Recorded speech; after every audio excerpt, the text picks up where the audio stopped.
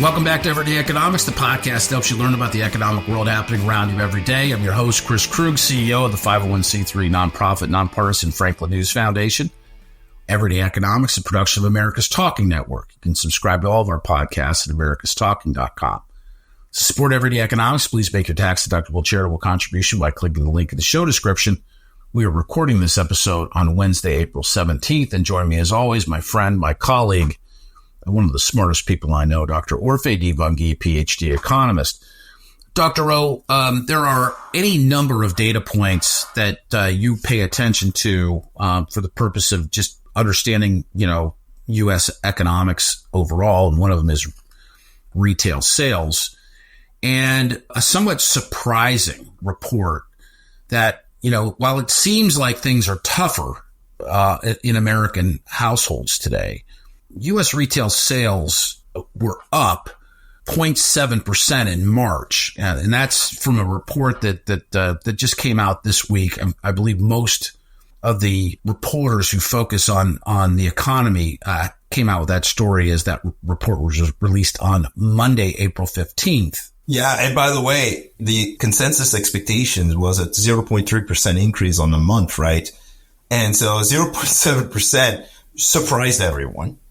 But I think it's important to say that, look, it's a slight slowdown from 0.9% in February. So consumers have been spending.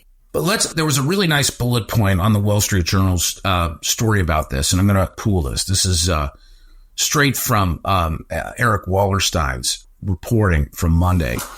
Economists polled by the Wall Street Journal had expected a 0.3% increase, which you just noted.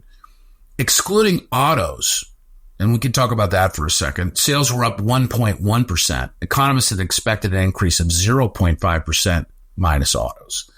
So the auto market is kind of a disaster right now. The EVs that are sitting around on dealers' lots, and frankly, the traditional combustion engine vehicles are not moving. There's only a handful of manufacturers that are humming along. I guess it really depends on where you're going, right? Like if you're going into the luxury market, they're still selling cars like there's no tomorrow. It's unbelievable. The top end seems unaffected, and you and I have talked about where the wealth is, and in the episode that we just recorded. But it seems like that Toyota in particular, which is a company that very specifically did not involve itself in EV as a front and center priority, whereas virtually every other automaker, mainline automaker, I'm not talking about, Aston Martin, I'm not talking about, the high-end they focused on hybrid and they're killing it. I mean, their dealers are selling their cars still at this point at markups. Now, that's not a Toyota thing. That's a local dealer thing. Whereas if you look at a company like Stellantis, which owns, Jeep and Chrysler and Dodge and Ram, they've got discounts that I've seen as high as 13% below MSRP. They're sitting on a ton of cars from 2023. Nonetheless, let's bring this back to retail sales. What do you make of the report? Well, look, it just screams consumers still have a bunch of money to spend. Some consumers. You're absolutely right. I mean, some consumers. There's a distribution, and I think the higher end consumer is still very healthy. And on the low end, let's be honest here too, the labor market has supported the average consumer in general, including those on the lower end. The unemployment rate is still very low. People talk about layoffs. When I look at comments from, and I'm like, what layoffs? I mean, you hear about these layoffs in the news, but the reality is layoffs remain low, have actually fallen a little bit as of late. There are some that have taken headlines, and of course I work in the media industry, and layoffs in media still seem to be, a pretty significant, that's a present reality. But in some sectors, and I don't want to go through the whole, wash cycle with the jobs report, because you and I, that just makes us want to fist fight, Orphe. You're just kidding. Listen, there are all these people saying all kinds of things, but the bottom line is, let's say, grounded in the data. And the data shows a resilient consumer. Okay, fine.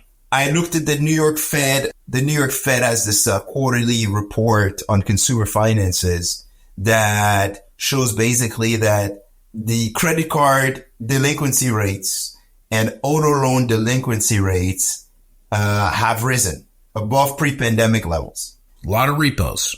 The thing again with that is that it's concentrated among people who carry high balances. So I think something like 68% of... And high interest rates. People that bought cars that they couldn't afford and paid more than they needed to pay for them. Pretty much. I mean, you're looking at something like 68% of borrowers have a balance below $5,000. Those guys are perfectly fine.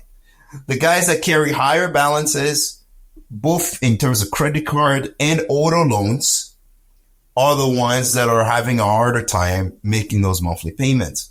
That's really what's in the data. Borrowers have stronger credit scores.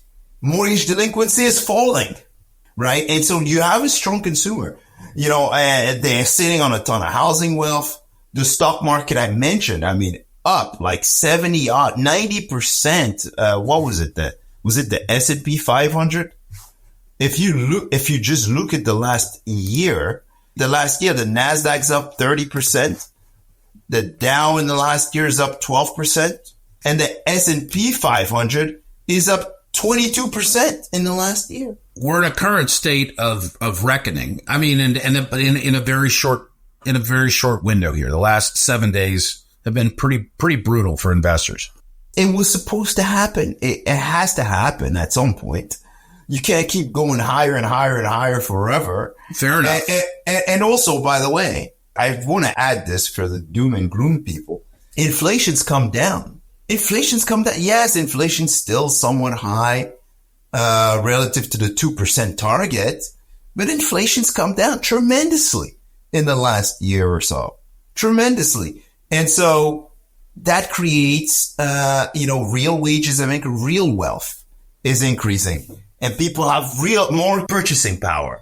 And so you take all those things together and you have an economy that's strong. You got stronger real GDP growth. You got a little bit slower disinflation. And of course, that's also part of the reason why the Fed is sitting back and saying, hey, we might have to delay these rate cuts. The economy is strong. There's no reason to do anything right now. Of course, there's always the risk that if they don't cut and they keep rates this high for too long, there's always the risk that potentially there will be a sudden shift, because these things tend to happen very rapidly and suddenly, unexpectedly, right? But for now, you have a strong U.S. economy. You have population growth. You have productivity, surprises in productivity growth.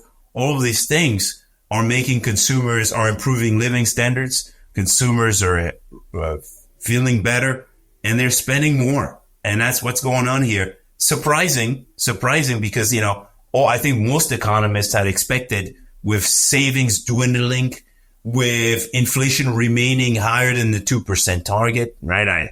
3% or so, with the gas price increases, we were expecting consumers to be slowing down, right? Inflation fatigue, dwindling savings. But there are forces that are propelling, that are keeping the consumer finances healthy and keeping the consumer going.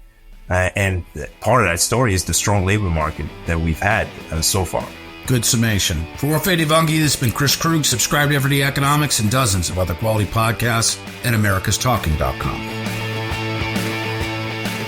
Knowledge is power, and you deserve to know what happens in your state government. That's why the Center Square's reporting zeroes in on state authorities publishing stories that show where your money goes and who spends it. The Center Square gives power to the taxpayer by tracking politicians' use of the people's money and demanding transparency from state-run agencies. This is how the Center Square equips you, the American taxpayer, to hold your state government accountable. Sign up now for your state's Center Square newsletter at thecentersquare.com.